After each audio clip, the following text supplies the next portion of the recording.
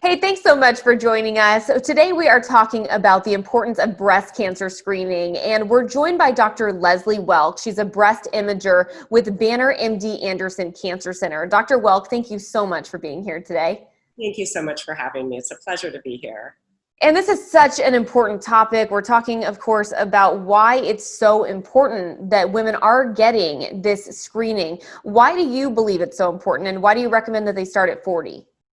Great question. It's incredibly important.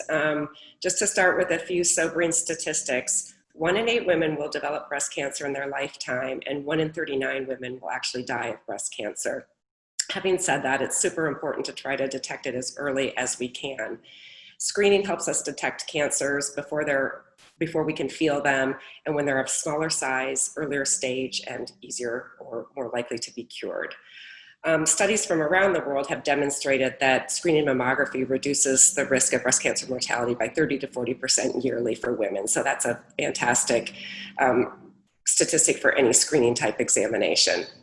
The most rigorous of those studies, called the randomized control trials, demonstrate that mortality benefit is greatest when women are 40 when they start their screening regimen. So the standard recommendation is to start screening and getting mammograms at 40, but are there any instances when a woman should start that screening process earlier in her life? Yes, absolutely. There are several. The first one is for any woman who has a genetic predisposition to breast cancer, such as somebody with a BRCA1 or 2 mutations. They should definitely start earlier. Also, any woman who has had radiation therapy to the chest and neck regions should have early screening, because the dose of radiation that they typically receive could predispose them to breast cancer.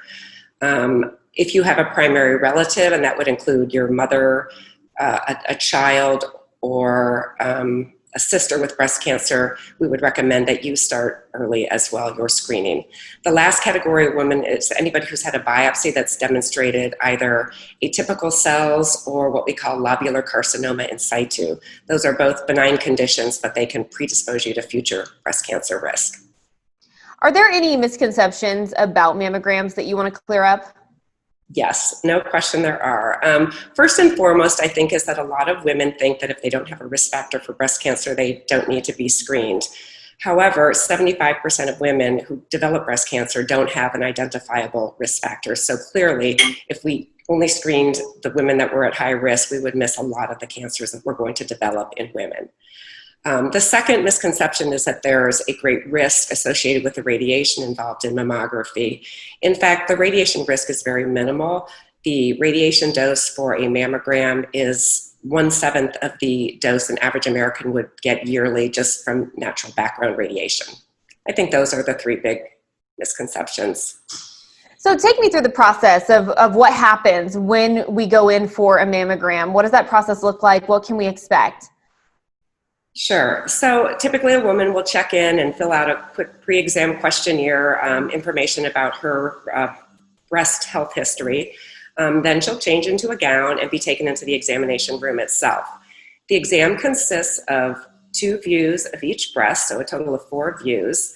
The woman is in compression for each view, but is given a little break in between while the technologist checks his or her images and makes sure that they are adequate. So exam time, in-room time, is probably about 10 minutes and a minute in compression. If all the images are satisfactory after that, the woman gets dressed and is free to go, and will either look at their mammogram while they're there, or they'll receive a letter in the mail giving them their results. All right, great information. Dr. Leslie Welk, thank you so much for your time. Thank you. And thank you all for joining us. We'll see you next time.